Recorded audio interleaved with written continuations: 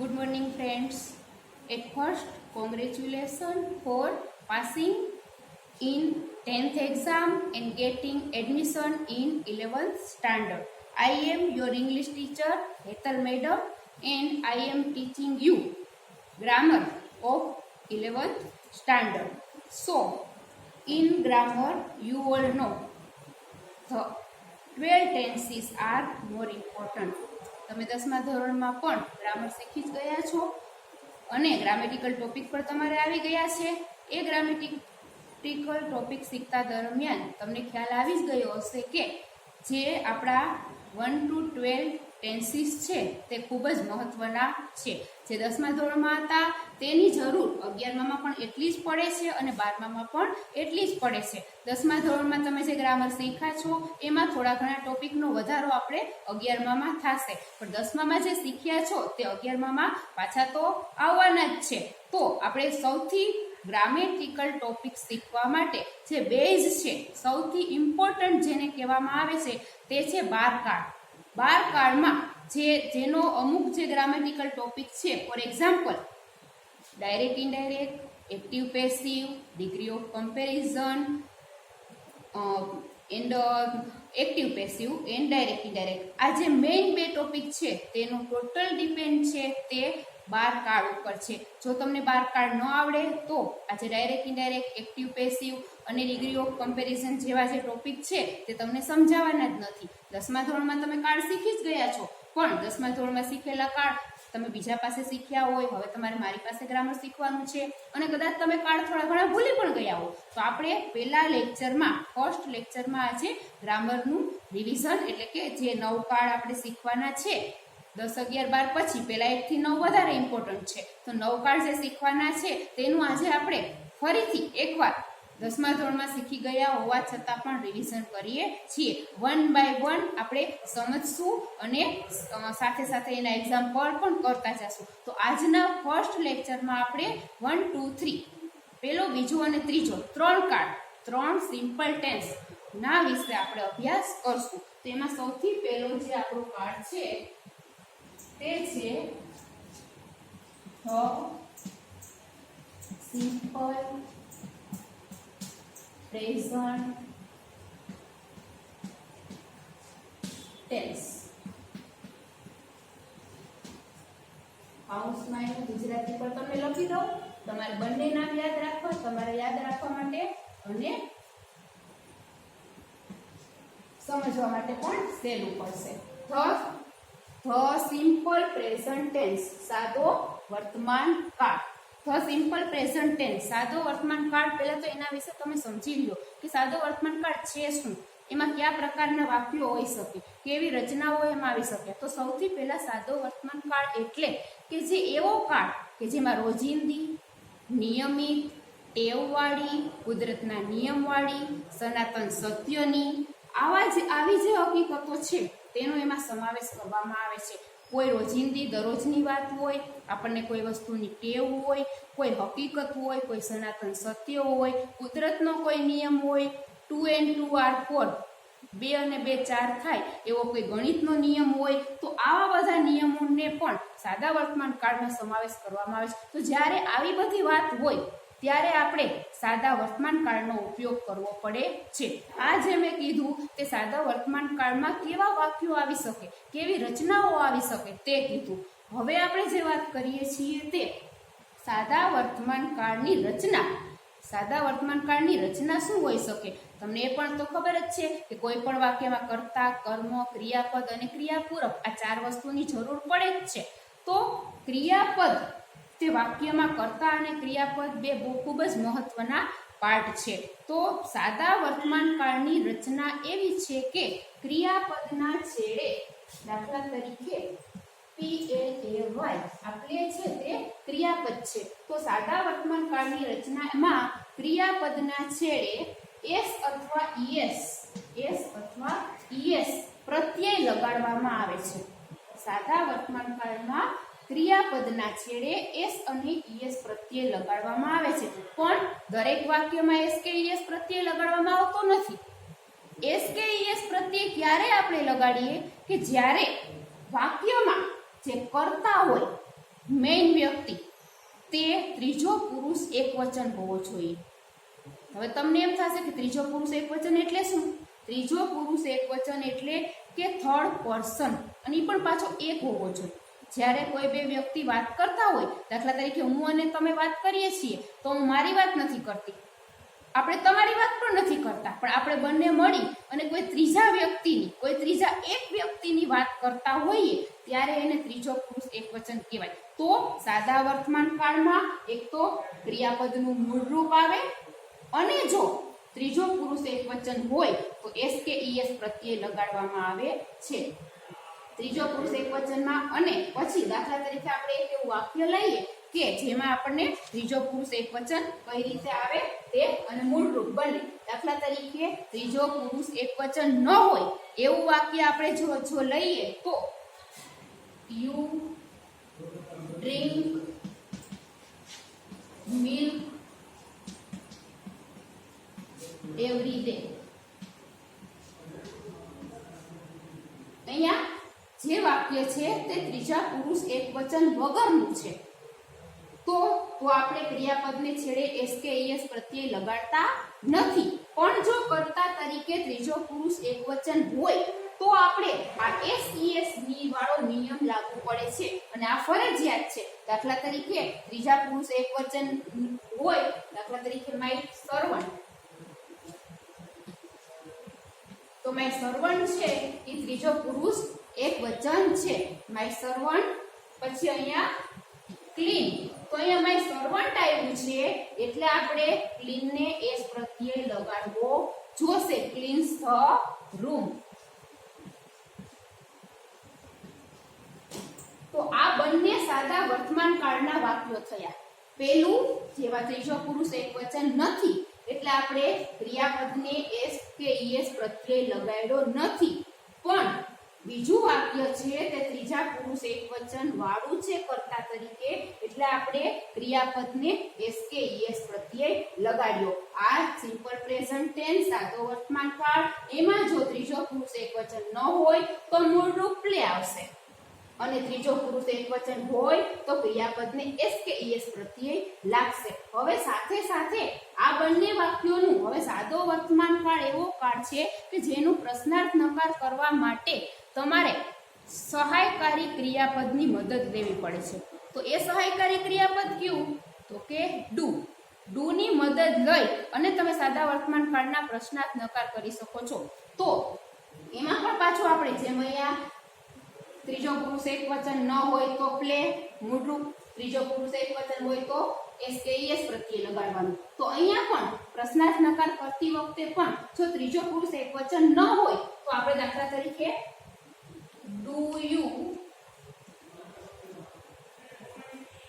Drink milk every day.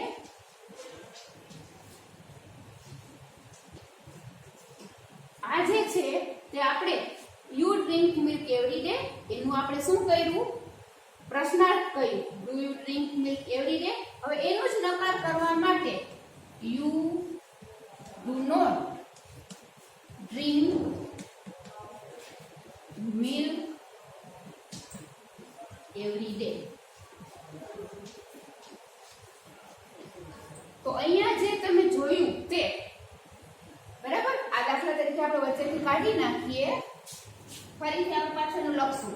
તો આ જે છે સાદા વર્તમાન કાળનું આ વિધાન, આ પ્રશ્નાર્થ અને આ નકાર. સાદા વર્તમાન કાળના વિધાન, પ્રશ્નાર્થ અને નકાર એટલે કે સાદા વર્તમાન કાળનું આ પેલું વિધાન હકાર વાક્ય, આ પ્રશ્નાર્થ વાક્ય અને નકાર વાક્ય. આ કેવું વાક્ય કે જેમાં ત્રીજા પુરુષ કર્તા તરીકે ત્રીજો પુરુષ એકવચન નથી એવું વાક્ય. હવે આપણે જે પેલું વાક્ય લખ્યું હતું એ આપણે ફરીથી લખીએ છીએ.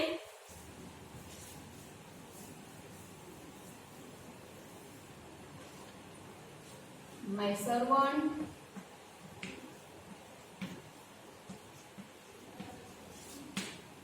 Cleanse. My servant cleanse the room. તો અહીંયા my servant cleanse the room, my servant ત્રીજો પુરુષ એકવચન છે એટલે આપણે અહીંયા ક્લીન ને એસ લગાડવો પડે. ક્લીન ક્રિયાપદનું રૂપ છે એને આપણે એસ લગાડ્યો. હવે ક્લીન ને એસ લગાડ્યો છે તો આપણે પ્રશ્નાર્થ નકાર કરવા માટે પહેલા જેમ ડુ વાપર્યું હતું ને એમ અહીંયા ડઝ વાપરવું પડશે. Does my servant clean. હવે જ્યારે તમે ડઝ વાપરો છો ને અહીંયા ડઝ વાપરીએ છીએ એટલે અહીંયા એસ દૂર થઈ જવો જોઈએ. Cleans the room. અને અહીંયા નકારમાં પણ my servant does not clean the room. અહીંયા my servant does not clean the room. આ જે છે તે ત્રીજા પુરુષ એક વચન વાળા સાદા વર્તમાન. તો હવે સાદા વર્તમાન કાળમાં તમને એટલું સમજાણું કે સાદા વર્તમાન કાળમાં ક્રિયાપદનું મૂળ રૂપ વાપરવામાં આવે છે, પરંતુ જો ત્રીજો પુરુષ એક વચન હોય તો એસ કે એસ પ્રત્યય લગાડવામાં આવે છે અને પ્રશ્નાર્થ અને નકાર કરવા માટે ડુ અને ડઝ ની મદદ લેવામાં આવે છે. જ્યારે એ ક્રિયાપદને એસ લગાડેલો હશે તો આપણે ડઝ વાપરશું અને એસ નહીં લગાડીએ તો ત્યારે આપણે ઉપયોગ કરવા માટે ડુ વાપરશું. આટલો જે આપણે સમજ્યા તે સાદો વર્તમાન કાળની આપણે સમજૂતી મેળવી છે. નજર કરી લ્યો જરાક એટલે તમારે લખવામાં પણ સાથે સાથે તમે લખતા જઈ શકો.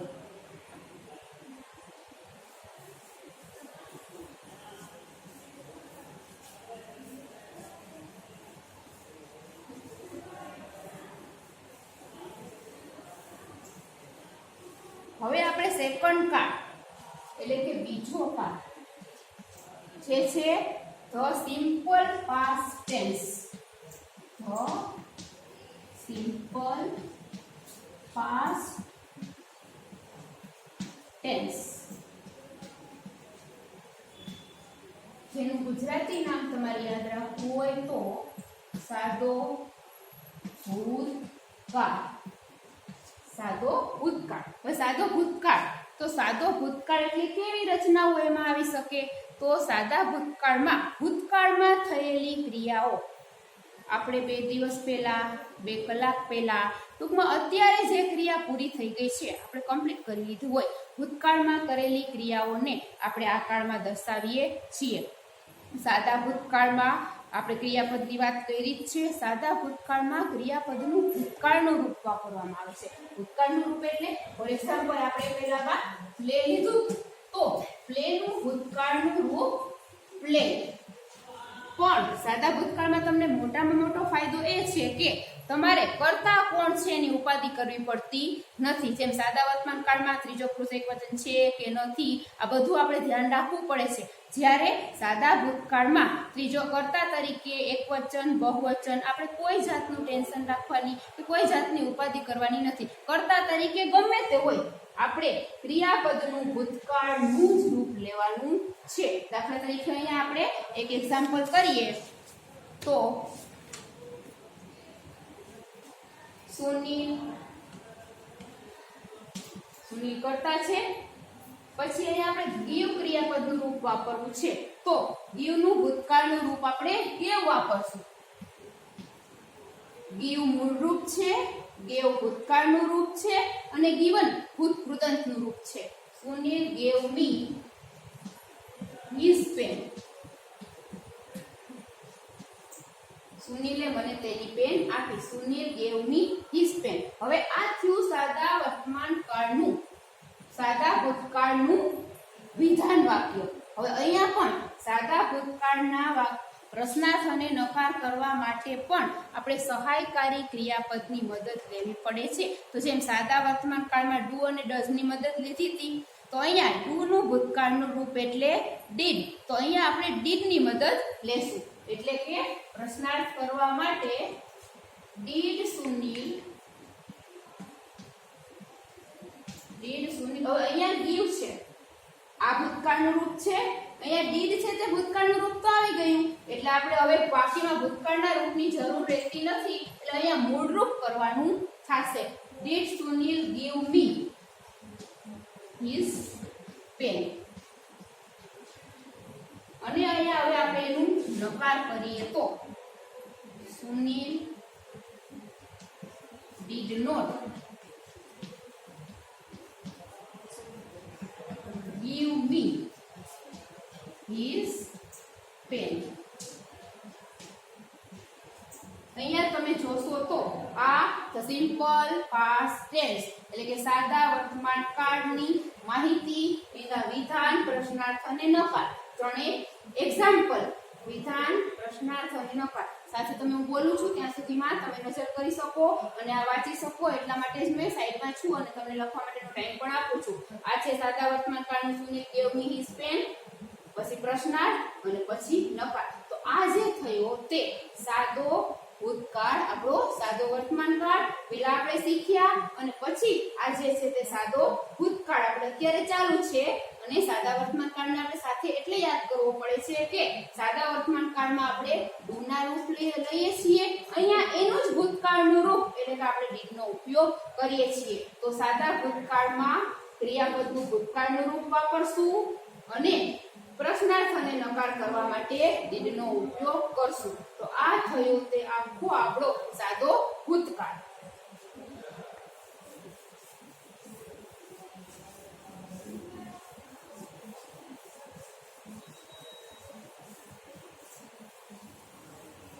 હવે જે આપણે ત્રીજો કાળ લઈએ છીએ, આજે આપણે મેં તમને સ્ટાર્ટિંગમાં જ કીધું કે આજના લેક્ચરમાં આપણે 1 2 3 ત્રણ કાળનું આપણે સ્ટડી કરવાના છીએ. તો નંબર 3 જે છે સિમ્પલ